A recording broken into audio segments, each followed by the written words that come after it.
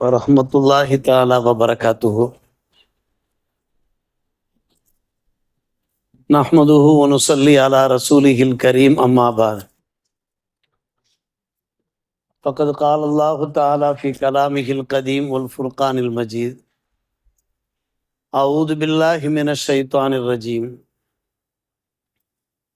யா அய்யுஹல்லதீன ஆமனு இஜ்தனிபு கஸீரம் மினல் ظن இன்ன பஅதல் ظن இஸ்ம். ஆமன்னா பில்லாஹ், ஸதகல்லாஹு மௌலானல் அலியுல் அதீம். அல்லாஹும்ம ஸல்லி அலா சய்யிதினா முஹம்மது திப்பில் குலூபி வ தவாஇஹா வ ஆஃபியத்தில் அப்தானி வ ஷிஃபாஇஹா வ நூரில் அப்சாரி வ லியாஇஹா வ அலா ஆலிஹி வ ஸஹ்பிஹி வஸல்லிம். அன்புக்குரிய பெரியோர்களே, சகோதரர்களே, அல்லாஹ்வின் நல்லடியார்களே, நமது ஹாஃபிஸா அவர்கள் ஓதவிருக்கிற சூரத்துல் ஹுஜராத் அருமையான ஒரு வசனம் அதில் இடம்பெற்றிருக்கிறது. ஈமான் கொண்ட விசுவாசிகளை நீங்கள் அதிகமாக யூகங்கள் கொள்வதை தவிர்த்து கொள்ளுங்கள். சில யூகம் இருக்கிறதே அது பாவமாக இருக்கிறது என்று அல்லாஹ் சொல்லுகிறான். பிறரை பற்றி நாம் அபிப்பிராயப்படும் போது, எண்ணம் கொள்ளும் போது நல்லெண்ணம் கொள்ள வேண்டும். எடுத்த மாத்திரத்தில் தீய எண்ணங்கள் கொள்ளக்கூடாது, தவறான யூகங்கள் நமக்கு வரக்கூடாது. இது அல்லாஹ் நமக்கு அறிவுறுத்துகிறான். காரணம், எல்லா யூகங்களும் சரியாக இருக்கும் என்பதற்கு உத்தரவாதம் கிடையாது. சில யூகங்கள் இருக்கிறது அது பாவமாக ஆகிவிடும் என்று அல்லாஹ் நம்மை எச்சரிக்கை செய்கிறான். நல்லதை நினைத்திருந்தால் தப்பித்து விடுவோம். தவறாக நாம் எண்ணிருந்தோம் என்றால், யூகம் கொண்டிருந்தோம் என்றால், அந்த பாவத்திற்கு நாம் ஆளாக வேண்டிய நிலை உண்டாகுமே. எனவே அல்லாஹ் சூரத்துல் ஹுஜராத்திலே பேசுகிறான், பிறர் மீது யூகங்கள் கொள்வதை தவிர்த்து கொள்ளுங்கள், இயன்றவரை தவிர்த்து கொள்ளுங்கள். அப்படி யூகங்கள் கொள்வதாக இருந்தால் ஒரு நல்ல யூகங்கள், நல்ல எண்ணங்கள் கொள்ளுங்கள் என்று அல்லாஹ் நமக்கு போதிக்கிறான். அருமை சகோதரர்களே, பெரியோர்களே, அதே போன்று அதனுடைய தொடர் வசனத்திலே மற்றும் ஒரு வசனத்தை இறக்கியிருக்கிறான். ஈமான் கொண்ட விசுவாசிகளை ஒரு தீயவர் பாசிக் உங்களிடத்தில் ஏதாவது ஒரு தகவலை கொண்டு வந்தால் அதை நீங்கள் தீர விசாரியுங்கள். அறியாமையின் காரணமாக நீங்கள் ஒரு சிலரை பாதிக்க செய்து விடக்கூடாது. அதற்கு பின்பு நீங்கள் கைசேதப்பட்டு விடக்கூடாது. யார் என்ன தகவல் சொன்னாலும் அதனுடைய உண்மை தன்மை என்ன என்பதை ஆராயுங்கள். அதற்கு பின்பு நீங்கள் முடிவெடுங்கள் என்று அல்லாஹ் நமக்கு அறிவுறுத்துகிறான். அவசரப்பட்டு சில முடிவுகள் எடுத்ததற்கு பின்னாலே யாருக்காவது நாம் தீங்கிழைத்து விட்டோம் என்றால் அவர்கள் நல்லவர்களாக இருப்பார்கள். அன் துசீபு கௌமும் பிஜஹாரத்தின், நல்லவர்களுக்கு நீங்கள் தீங்கிழைத்து விட்டீர்கள் என்றால், அவர்களை பாதிக்க செய்து விட்டீர்கள் என்றால், ஆஹா, நல்லவர்களை நாம் தண்டித்து விட்டோமே, பாதிக்க செய்து விட்டோமே என்று பின்னால் நீங்கள் நதாமத் கைசேதம் கொள்ளக்கூடாது. எவ்வளவு அழகான விஷயங்கள்! இன்றைய காலகட்டத்திற்கு இது மிக முக்கியமான விஷயங்கள். அன்பான பெருமக்களே, நம்முடைய மார்க்கம் இருக்கிறதே ஒரு விசாலமான மார்க்கம், பரந்த விரிந்த ஒரு மார்க்கம். தபூக் போர்க்களம் ஹிஜ்ரி 9ஆம் ஆண்டு நடைபெறுகிறது. கடுமையான வெயில் காலம், அனல் பறக்கிறது. நூற்றுக்கணக்கான மைல் கடந்து அந்த தர்ம யுத்தத்தை சந்திக்க வேண்டிய நிலை. பெருமானார் ரசூலே கரீம் ஸல்லல்லாஹு அலைஹி வஸல்லம் சஹாக்களோடு சென்றிருக்கிறார்கள். ஒரு இடத்துல சென்று தங்கியிருக்கிறார்கள். அப்போது ஒரு நண்பர் சொல்லுகிறார், யா ரசூலல்லாஹ், அபூதரை காணவில்லை, அவர் வரவில்லை போட்டிருக்கிறது. பெருமானார் ரசூலே கரீம் ஸல்லல்லாஹு அலைஹி வஸல்லம் சொன்னார்கள், வந்து விடுவார், அவரை பற்றி நீங்கள் நல்லதையே நீங்கள் நினையுங்கள். அவர் ஏறி வந்த அந்த வாகனம் இருக்கிறதே ஏதாவது கோளாறு பண்ணியிருக்கும், அதன் காரணமாக அவர் தாமதமாக வர வாய்ப்பு இருக்கிறது என்று சொன்னார்கள். நண்பர்கள் யூகம் கொள்கிறார்கள், அந்த யூகத்தை சரி செய்கிறார்கள் நபிகள் நாயகம் ஸல்லல்லாஹு அவர்கள். சற்று நேரமானது, மக்கள் வெகு தூரத்திலே பார்த்த நபர நாதுரன் என்று வருகிறது, ஒரு உருவம் தெரிகிறது, ஆடி அசைந்து கொண்டு வந்து கொண்டிருக்கிறார்கள், தோளிலே ஒரு சுமையோடு ஒரு பேக்கேஜோடு வந்து கொண்டிருக்கிறார்கள். அவர் சொன்னார், யார் ரசூலுல்லாஹ், அபூதர் மாதிரி தெரிகிறது என்று சொன்னார். இன்னும் கொஞ்ச நேரத்திலே அவர் நெருங்கி வருகிற போது அபூதர் அபூதரே தான் என்று மற்ற நண்பர்கள் சொன்னார்கள். அபூதர் ரலியல்லாஹு அன்ஹு அவர்கள் சபையை வந்து அடைந்ததற்கு பின்னாலே நாயகம் ஸல்லல்லாஹு அலைஹி அவர்கள் சொன்னார்கள், ஆம், அபூதர் இருக்கிறாரே, எம்ஷி வஹீதா, தனியாக நடந்து வருகிறார். யமூத்து வஹீதா, அவர் இறக்கும்போது கூட தனியாகத்தான் இறப்பார். யுபாசு வஹீதா, மறுமை நாளிலே தனியாகவே அவர் எழுப்பப்படுவார் என்று ஒரு முன்னறிவிப்பு செய்தார்கள் அபூதர் ரலியல்லாஹு அன்ஹு அவர்களை பற்றி.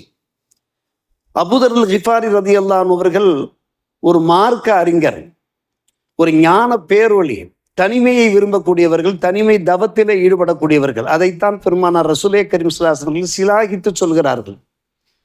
இறக்கிற போதும் கூட ரபதா என்கிற இடத்துல தனிமையில இறக்கிற போது, இருக்கிற போது இறந்ததாக இந்த ஹதீஸ் அப்படியே மெய்யாகிறது. ஏன் அபூதர் ரலியல்லாஹு அன்ஹு அவர்கள் தாமதமாக வருகிறார்கள்? பெருமானார் ரசூலே கரீம் ஸல்லல்லாஹு அலைஹி வஸல்லம் சொல்லியது அப்படியே நடந்தது. எந்த பயிரிலே கோவேறு கழுதையில் அவர்கள் ஏறி வந்தார்களோ அது கோளாறு செய்து விட்டது, அது மெதுவாக நடக்க ஆரம்பித்தது. அபூதர் ரலியல்லாஹு அன்ஹு அவர்கள் அந்த பயிரிலிருந்து கீழே இறங்கி லக்கேஜ் எல்லாம் எடுத்து தங்களுடைய தோல்லை சுமந்து கொண்டு, நீ பின்னாடி வா, நான் முன்னாடி போறேன். அது பயிர் வந்துட்டு இருக்குது, இவங்க வேகமா நடந்து வந்துட்டு இருந்தாங்க. இப்ப இந்த யூகம் எப்படிப்பட்ட யூகம் என்பதை கொஞ்சம் யோசித்து பாருங்கள் அருமை சகோதரர்களே, பெரியவர்களே. நிறைய பேருக்கு மத்தியிலே ஒரு இடைவெளி ஏற்படுவதற்கு என்ன காரணம் என்றால் இந்த யூகங்கள் தான் காரணம். அந்த சில யூகங்கள் இருக்குதே, அது பாவமாக ஆகிவிடும் என்று பெருமானார் ரசூலே கரீம் ஸல்லல்லாஹு அலைஹி வஸல்லம் எச்சரிக்கை செய்கிறார்கள். ஒரு அருமையான ஹதீஸ், கஃபா பில் மர்இ அன் யுஹத்திஸ பிகுல்லி மா சமி. ஒரு மனிதர் பொய்யர் என்பதற்கு போதுமான ஒரு சான்று அடையாளம் என்னவென்று கேட்டால், கேட்டதையெல்லாம் எல்லாவற்றையும் பிறருக்கு அவர் எடுத்து சொல்லி கொண்டிருப்பார், தீர விசாரிக்க மாட்டார். எதை கேட்டாலும் நாம் உடனே பிறருக்கு பரப்புரை செய்து விடக்கூடாது. அது உண்மைதானா, சரியானதுதானா என்பதை உறுதிப்படுத்தி அதற்கு பின்புதான் நாம் அதை பரப்புரை செய்ய வேண்டும். சில பேர் இருப்பார்கள், ஒவ்வொரு ஊரிலையுமே இருப்பார்கள், அவர்களை பார்த்தாலே சில பேர் பயந்து ஓடுவார்கள். ஏதாவது தகவல்களை சொல்லிக்கொண்டே இருப்பார்கள். நாம் தான் என்ன செய்ய வேண்டும்? அவர்கள் போன்றோரிடத்திலே எச்சரிக்கையாக இருக்க வேண்டும். அவர்கள் சொல்லுவதையெல்லாம் உடனே நம்பிக்கொண்டு நாம் ஃபேஸ்புக்கிலையும் ட்விட்டர்லையும் வாட்ஸ்அப்லையும் நாம் தகவலை போட்டுவிட்டால் அதற்கு பின்பு நாம் தான் வாங்கி கட்டி கொள்ள வேண்டும். அது உண்மையாக இருக்காது. எத்தனையோ தகவல்கள் அது உண்மை தகவல்களாக இருக்காது. இறந்திருக்கவே மாட்டார்கள், இறந்து விட்டதாக தகவல் சொல்லியிருப்பார்கள். பல தகவல்கள் நாம் கேள்விப்பட்டிருக்கிறோம் அருமை சகோதரர்களே. இப்ப நம்ம ஊரிலேயே ஒரு வக்கீல் சார் இருந்தார்கள், இறந்து விட்டதாக தகவலை பரப்பி விட்டார்கள். அதே போன்ற பல்வேறுபட்ட விஷயங்கள். இஸ்மாயில் ஹசரத் என்று ஒருவர் இறந்திருந்தார். எங்கள் உலமாக்களுக்கு சந்தேகமாகிவிட்டது, நம்ம ஹசரத் இறந்துட்டாங்க போட்டிருக்கு என்று சொல்லி அவங்கவுங்க துக்க விசாரிக்க ஆரம்பிச்சிட்டாங்க. கடைசியாத்தான் உறுதிப்படுத்திக்கிட்டாங்க, இல்லை அவர் கல்லு மாதிரி இன்னும் இருந்துட்டு இருக்கிறார் அப்படின்ட்டு. சில சமயங்கள்ல மைக்கில் அறிவிப்பு வரும், அறத்தூக்கத்தில் கேட்டிருப்போம் நம்ம. உங்க பேரை சொன்னா உங்களுக்கு கோபம் வரும், இஸ்மாயில் அவர்கள் இறந்து விட்டார்கள் என்று அறத்தூக்கத்தை கேட்டிருப்போம். சரி, வயசானவர் இறந்துட்டார் போட்டிருக்கு என்று நாம முடிவெடுத்துருவோம் நம்ம. அன்பான பெரியோர்களே, சகோதரர்களே, எனவே எந்த ஒன்றாக இருந்தாலும் அது மெய்யானது தானா என்பதை நாம் உறுதிப்படுத்தி கொண்டு, அப்படி உறுதிப்படுத்தாமல் கேட்டதையெல்லாம் நாம் பிறருக்கு சொல்லிவிட்டோம் என்றால் நாம் பொய்யராக ஆகிவிடுவோம். அல்லாஹ் நம்மை காப்பாற்ற வேண்டும். அதற்காக வேண்டிய சைத்தான் என்ன செய்கிறான்? ஹதீஸ் ஷரீஃபில் வருகிறது, அப்துல்லா ரலியல்லாஹு அன்ஹு அறிவிப்பு செய்கிறார்கள், மனித ரூபத்திலே வருவானாம், மனித தோட்டத்திலே வருவானாம். மக்கள் அமர்ந்திருப்பார்கள், எதையாவது இந்த தமிழில் கொளுத்தி விட்டு போவாங்கன்னு சொல்லுவாங்க பாருங்க, புகை மூட்டத்தை உண்டாக்கிட்டு போவாங்கன்ட்டு கொளுத்தி விட்டு போயிடுவான் அவன். இவங்க என்ன செய்வாங்கன்னாக்க உடனே வெளியே எடுத்து சொல்லுவாங்க. வெளியே எடுத்து சொல்லும்போது ஆள் முகம் தெரியும், ஆனால் பேர் தெரியாதும்பா. என்கிட்ட அவன் சைத்தான், மனித ரூபத்தில் வந்தவன், எப்படி பேர் தெரியும்? அந்த நேரத்தில் இது சைத்தானுடைய வேலைன்னு காட்டுறாங்க பெருமானார் ரசூலே கரீம் ஸல்லல்லாஹு அலைஹி வஸல்லம். சபை கலைந்ததற்கு பின்னால இப்படி மக்கள் பேசிக்கொள்வார்கள், நாம் தான் எச்சரிக்கையாக இருக்க வேண்டும் என்று பெருமானார் ரசூலே கரீம் ஸல்லல்லாஹு அலைஹி வஸல்லம் பேசுகிறார்கள். நம்ம ஹஜ்ரத் அவங்க நம்ம பல முறை சொல்லியிருக்கிறோம். 82 83 வாக்கில் ஒரு சம்பவம் நடந்துச்சு. சென்னையில் அந்த மவுண்ட் ரோட் மக்கா பள்ளிவாசல்ல ஜமாத் உலமா தேர்தல் நடைபெற்றுச்சு. அந்த தேர்தலுக்கு நானும் போயிருந்தேன். மதர்சாவுக்கு வந்து ஆரம்ப காலகட்டம் நம்முடைய மிஸ்பால் ஹுதாவுக்கு. நம்முடைய ஹசரத் அவர்கள் தலைவராக தேர்வு செய்யப்பட்டாங்க. திரும்பி வந்தாங்க. 2-3 நாட்கள்ல ஒரு நீளமான கடிதம் வருது, ஒரு 5-6 பக்கம். பெருமானார் ரசூலுல்லாஹி ஸல்லல்லாஹு அலைஹி வஸல்லம் அந்த ஹதீஸை நம்ம அப்படியே இணைத்து பார்க்கிறோம். அந்த கடிதங்கள்ல ஹஜ்ரத் அவர்கள கடுமையா சாடி இருக்குது, கடுமையா தாக்கி இருக்குது, விமர்சனம் செய்யப்பட்டிருக்குது. தலைமை பேராசையில தானே நீங்க அங்க வந்தீங்க, நீங்க வந்து நினைச்ச சாதிச்சிட்டீங்கல்ல. பக்கத்துல காட்டுமன்னார்குடி பக்கத்தில் உள்ள ஒரு மாபெரும் இஸ்லாமிய ஊர்ல இருந்து தான் அந்த கடிதம் வந்திருக்குது. அது ஃபுல்லா படிச்சாங்க, சிரிச்சாங்க. நம்ம ஹஜ்ரத் சிரிச்சாங்க. அப்போ பெரும்பாலும் அந்த 15 பைசா கார்டு, அந்த பெரும்பாலும் அவங்க காரில் தான் பதில் எழுதுவாங்க. அந்த காலகட்டத்தில் அப்படித்தான் இந்தியன் கார்டுன்னு சொல்லுவாங்க. அதில் வந்து நான் அந்த கடிதத்தையும் பார்த்த ஞாபகம். காரணம்னாக்கா ஹஜ்ரத் அவங்க எல்லா கடிதங்களையும் ஒரு கம்பியில் கோத்து வச்சுருப்பாங்க. ரொம்ப நாளைக்கு கோத்து வச்சுருப்பாங்க. அதில் வந்து என்ன செஞ்சாங்க, எழுதியிருந்தாங்க. இப்படித்தான் எழுதுவாங்க. 4 வரி தான் இருக்கும். எனக்கு அப்பாயின்மெண்ட் ஆர்டர் வரும்போது கூட நம்ம பாக்கியத்தில் இருந்தால் எனக்கு அப்படித்தான் ஆர்டர் வந்துச்சு. அது 4 வரி தான் இருக்கும். அன்புடையூர் வாலைக்கும் சலாம்னு எழுதுவாங்க. அஸ்ஸலாமு அலைக்கும் எழுதுமானக்காரனா அவங்க அஸ்ஸலாமு அலைக்கும்னு சொல்லியிருப்பாங்கல்ல. அஸ்ஸலாமு அலைக்கும் பதில் சொல்லணுமா இல்லையா? நம்மளும் திரும்ப அஸ்ஸலாமு அலைக்கும் சொல்ல முடியும். வாலைக்கும் சலாம். தங்களுடைய நீண்ட கடிதம் கரம் சேர்ந்தது. அவருடைய தமிழ் வார்த்தை கரம் சேர்ந்தது. தகவல் அறிந்தேன். இன்ன பாலுல்லன்னு இசுமன். இப்படிக்கு ஷம்சுல் ஹுதா. அவங்களுடைய கையெழுத்து. அவங்க தங்களுடைய சொந்த ஹேண்ட் ரைட்டிங்லேயே எழுதியிருக்கிறாங்க. இப்படிக்கு ஷம்சுல் ஹுதா. இந்த ஆயத்தை அப்படி எழுதுறாங்க. சில எண்ணங்கள் இருக்கிறது, அது பாவமாக இருக்கிறது. நீண்ட கடிதம். அந்த நீண்ட கடிதத்திற்கு பதில் 4 வரி. பெரும்பாலும் அவங்களுடைய கடிதத்தினுடைய அமைப்பு எப்படி இருக்குன்னு கேட்டீங்கன்னா, மெத்த சந்தோஷம்னு எழுதுவாங்க. என்னுடைய லெட்டர் இன்னைக்கு நான் பாதுகாத்து வச்சிருக்கிறேன். நீங்க மனு போட்டிருந்தீங்க, அவங்க மனு கேட்டிருந்தாங்க, நீங்க மிஸ்பால் ஹுதாவுக்கு வரணும்னாக்க எங்கள் உஸ்தாது வந்திருந்தாங்க. அந்த நேரத்தில் பாக்கியாத்துக்கு வந்தாங்க. ஷம்சுல்லாட்ட சொல்லிட்டு வந்திருக்கிறேன். அவங்க நண்பர்கள் உன்னை வந்து மிஸ்பால் ஹுதாவில் இப்போ உஸ்தாத் தேவைன்னு சொல்கிறாங்க. ஈசானுல்லா சத்து வந்து அவங்க பயணம் போகிறாங்க, அவங்களுக்கு பாரமாக அவங்கள கூப்பிட்டுருக்குறாங்க. நீ உடனே என்ன செய்யும், மனு போடு. மனு போட்டு அதுக்கு அசத்து இன்னும் லெட்டரில் பதில் இருந்தாங்க. மெத்த சந்தோஷம் அப்படின்னு எழுதியிருந்தாங்க. பாருங்க, இதுதான் ஒரு முதிர்ச்சி. கோவப்படலை, ஆவேசப்படலை. காரணம் ஹஜ்ரத் அவர்களுக்கு அந்த தலைமை பேராசையே கிடையாது. அது நடந்த சம்பவம் கொஞ்சம் நீண்ட ஒரு சம்பவம். பாருங்கள் அருமை சகோதரர்களே, இன்ன பாலுல்லன்னு இஸ்மு. அதற்கு உடனே நம்ம வந்து கடுமையான ஒரு ரியாக்ஷனை காமிக்க வேண்டிய அவசியமே கிடையாது. காரணம் இது ஒரு சைத்தானுடைய வேலை என்று நாம் பார்க்கிறப்ப ஒவ்வொரு காலகட்டங்கள்லையுமே நம்ம வந்து கொஞ்சம் கவனமாகவே இருக்க வேண்டியிருக்குது. சில யூகங்கள் இருக்கிறதே அது பொய்யாக இருக்கும். நீங்கள் எந்த ஒன்றையுமே தீர விசாரிக்காம முடிவுக்கு வந்துடாதீங்க.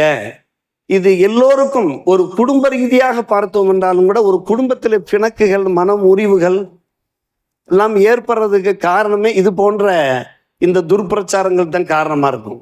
நபி சுலைமான் அலைஹிஸ்ஸலாத்து வஸ்ஸலாம் நிகழ்ச்சி, ஒரு சின்ன நிகழ்ச்சியை சொல்லி நம்ம நிறைவு செய்ய ஆசைப்படுகிறோம். நபி சுலைமான் அலைஹிஸ்ஸலாத்து வஸ்ஸலாம் அவர்களுக்கு அந்த பறவைகளுடைய அந்த குரல்லாம் விளங்கும். அல்லாஹ் வசப்படுத்தி கொடுத்தோம்னா கூடவே ஹுதுஹுது பறவை இருக்கும்.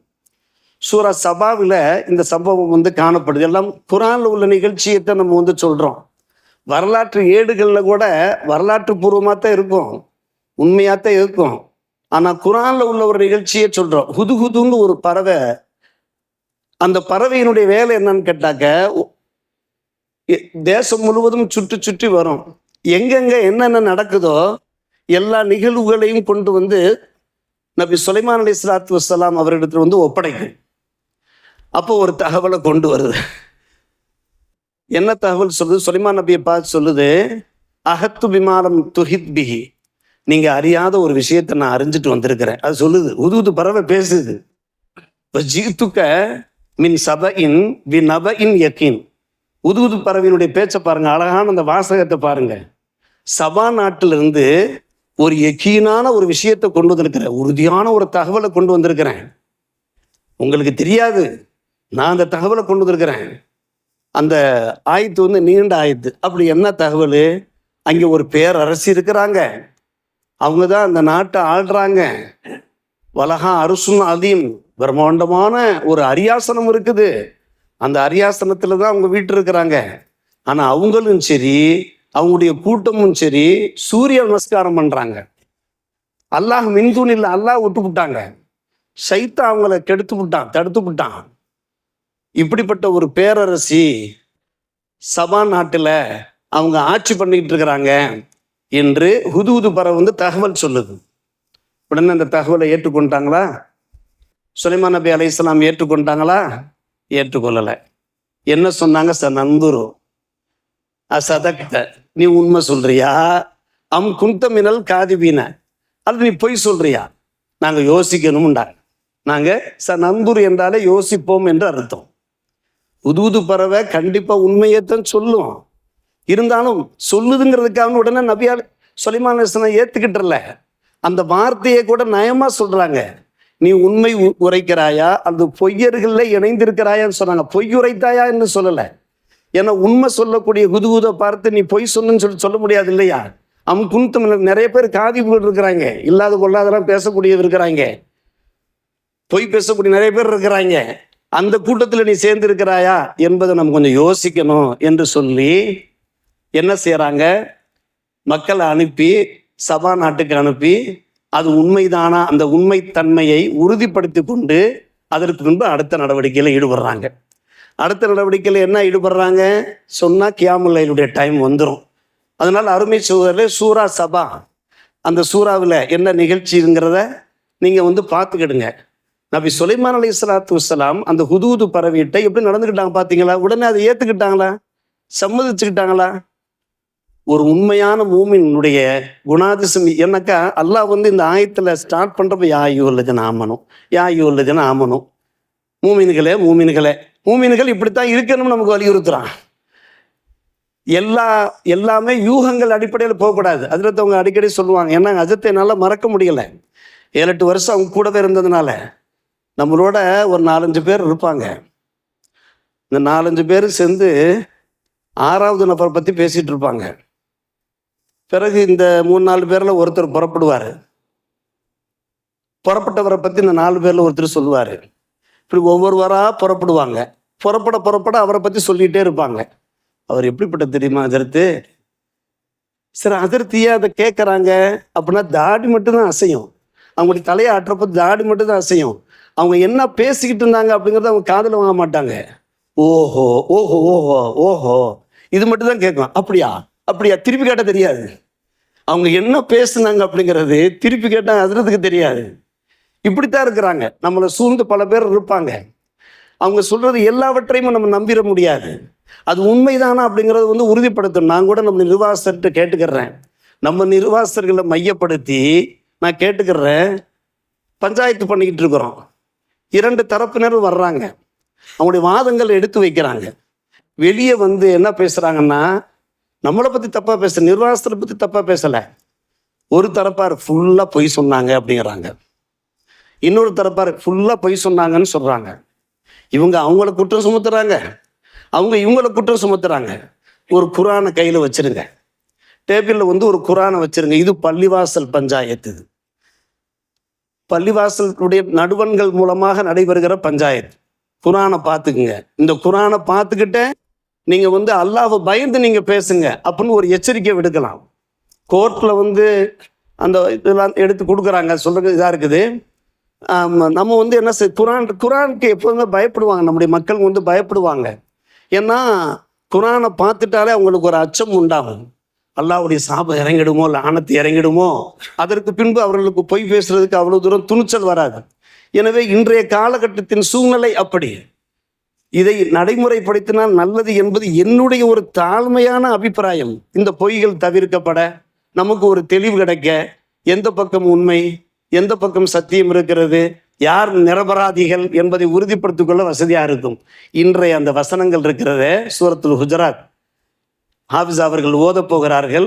ஒவ்வொரு முத்தான வசனம், யா ஐயுஹல்லஸீன ஆமனு இன் ஜாஅக்கும் ஃபாசிக்குன்லிருந்து யா ஐயுஹல்லதீன ஆமனு ஜுத்தனிபு கஸீரம் மினத் ظنி 6 வசனம் அடுக்கடுக்கா வருது. ஒவ்வொரு வசனத்திலையுமே ஒரு அருமையான போதனைகள், குர்ஆனுடைய போதனைகள் பிரகாரம், ஷரியத்தினுடைய வழிகாட்டுதல்கள் பிரகாரம் நாம் வாழ்ந்தோம் என்றால் நம்முடைய வாழ்க்கை மிகவும் திருப்தியாக, அமைதியாக, நிம்மதியாக, நல்லிணக்கத்தோடு அமையும் என்பதிலே சிந்தித்தும் சந்தேகமில்லை. இப்படிப்பட்ட அந்த போதனைகளை வாழ்க்கையிலே கடைபிடிக்க நாம் எல்லோரும் முயற்சி எடுத்துக்கொள்வோம். அல்லாஹ் ரஹ்மத் செய்வானாக. வாஹிர் தவானா அல்ஹம்துலில்லாஹி ரப்பில் ஆலமீன்.